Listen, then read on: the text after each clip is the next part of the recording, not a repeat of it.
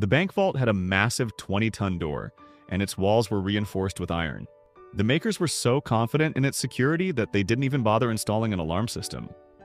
It was known as the unbreakable vault. But this illusion was shattered when a group of criminals devised a brilliant master plan. They outsmarted security, hid inside the vault for 27 hours, and executed one of the biggest heists in history. Welcome back to Factereo. Today we uncover the story behind this legendary bank robbery.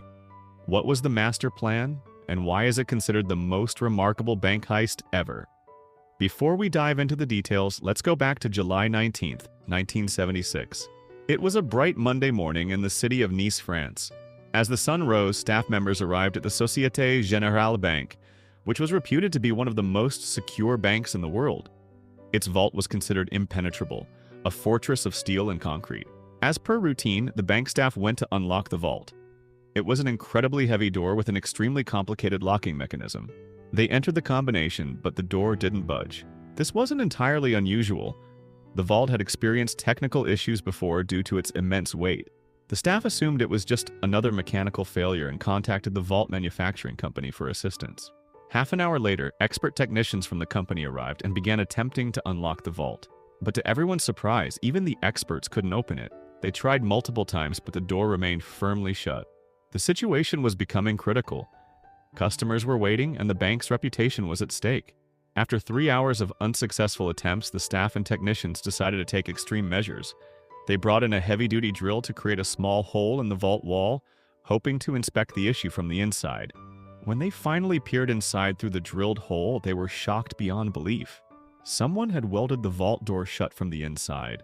It was an almost impossible sight.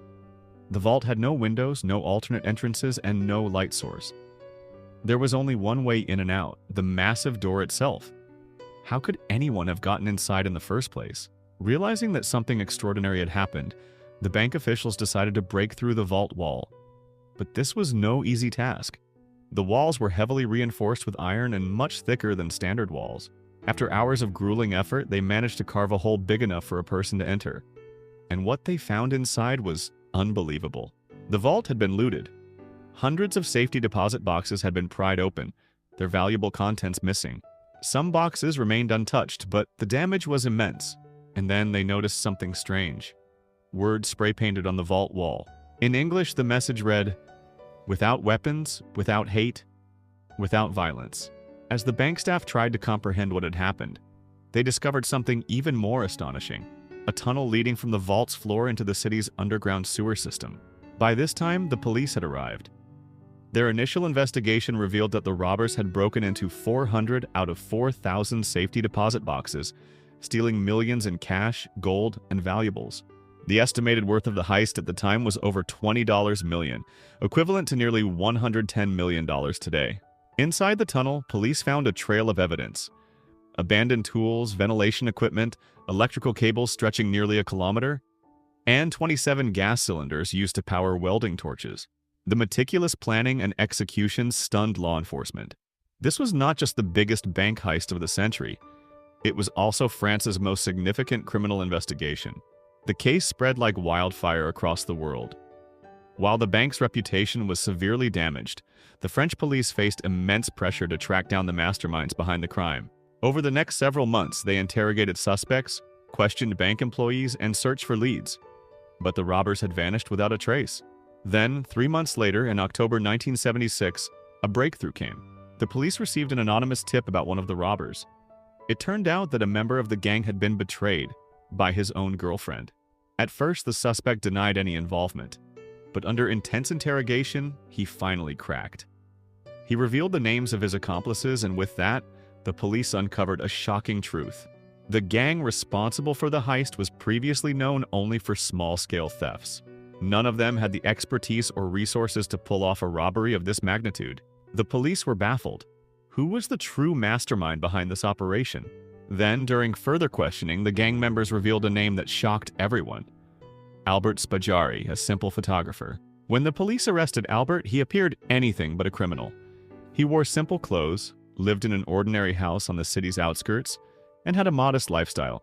Neighbors described him as a quiet, well-mannered man who never caused trouble. But Albert was no ordinary man.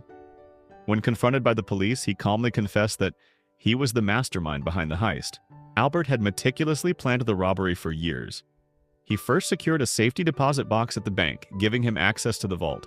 During his visits, he discreetly photographed the layout, assessed security measures, and even placed an alarm clock inside his locker. When the alarm went off at night and no security alarm was triggered, he confirmed that the vault had no active security system. He then posed as an engineer to gain access to the city's official maps. Studying them carefully, he identified the nearest underground sewer line and calculated that a 26-foot tunnel would take him straight to the vault. Knowing he couldn't do it alone, Albert approached a local gangster and shared his plan. The gangster provided workers who spent 2 months digging the tunnel entirely by hand to avoid detection. Then, on the night of July 18th, Albert and his team entered the vault. For the next 27 hours, they calmly looted its contents, even taking breaks for meals. Before leaving, they spray-painted their now famous message on the wall. With Albert's confession, the case seemed solved. But what happened next shocked everyone. During a court hearing, Albert handed the judge a piece of paper containing coded information about the stolen money. He claimed that only the judge could decode it. The judge, intrigued, summoned Albert to his private chamber for further questioning.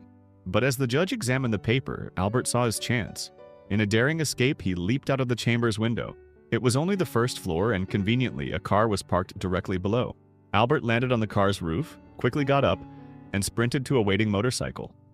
Within seconds, he was gone. Despite relentless police efforts, he was never recaptured. Years later, Albert gave a televised interview from Italy, where he openly boasted about the heist. He claimed that he had been obsessed with hidden treasures since childhood, and that this heist was his ultimate adventure. His words seemed to taunt the French authorities, who had failed to catch him. Albert Spaggiari eventually died in 1989. His mother claimed that his body was mysteriously left outside her home. To this day, no one knows where he had been hiding all those years. This was the incredible story of one of history's most legendary bank heists. If you enjoyed this video, don't forget to like, share, and subscribe to Factereo. Thank you for watching, and we'll see you in the next exciting video.